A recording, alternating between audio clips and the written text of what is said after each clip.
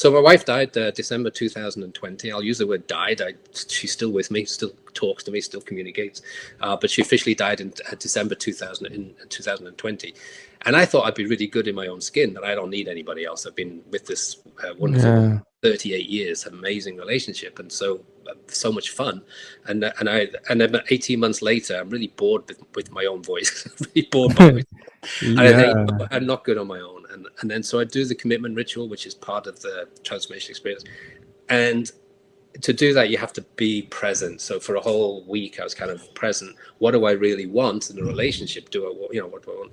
And I imagined the things I liked the most in the previous relationship, which is holding hands, kissing the crown of her head, listening to her laughter. The fact she actually laughed at my jokes was very important to me. And so I imagined, okay, this is what I want in a relationship, and I'm going to commit to it. I'm willing to go the next step. That this is what I want: more hand holding, more kissing in your head. I didn't imagine a face or a body or a skin tone, or I didn't even imagine male or female. I really just wanted a companion in my life. And then I came out of the commitment ritual because I brought this into the present moment by being instead of doing. And the very next day, I bumped into Jess. And Jess, I knew immediately when I saw Jess. So we both knew immediately. We didn't even bother dating. We're just, we're done. We're an item. And that's the second time that's happened in my life. I've never dated once in my life. What? No, wow. Not once. I'm so jealous.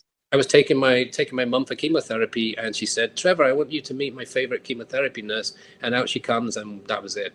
Cupid's arrow, done. 38 years later, she decides she's bored to death with me and goes somewhere else, and then decides to transits to another dimension. And then Jess comes in, so I meet Jess. So I've not dated, I don't even know what that feels like. You're so lucky.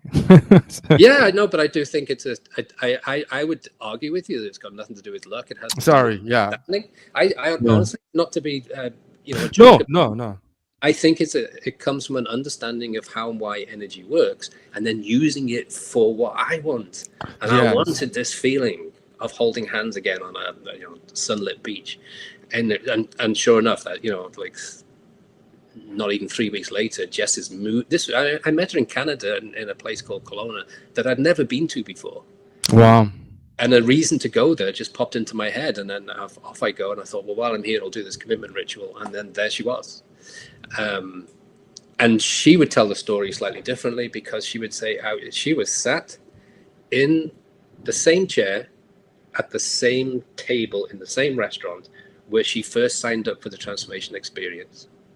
And I didn't know any of that, because it's hundreds of people. I don't get to talk to everybody. And she'd used the transformation experience to learn to start to slow down and think about what she wants for her rather than what she thinks the world wants of her. And her backstory is a difficult one. She grew up in a religious cult, which is very fundamental. Wow. And she escaped at 17 with no knowledge of how to compete in the world, no knowledge of how to make friends, how to get a job, how to open a bank account, nothing. Because in her cult, the only purpose of girls was to eventually marry someone in the cult and have children. So they weren't even allowed to have education. So she self-taught herself as an artist to escape the horror of that childhood. And then she turned that into this magic of ending up working for Disney, which she set as an intention, she tells me, from the transformation experience. So, story on top of story on top of story, which goes back to the point of we do actually have control so long as someone gives us the right tools.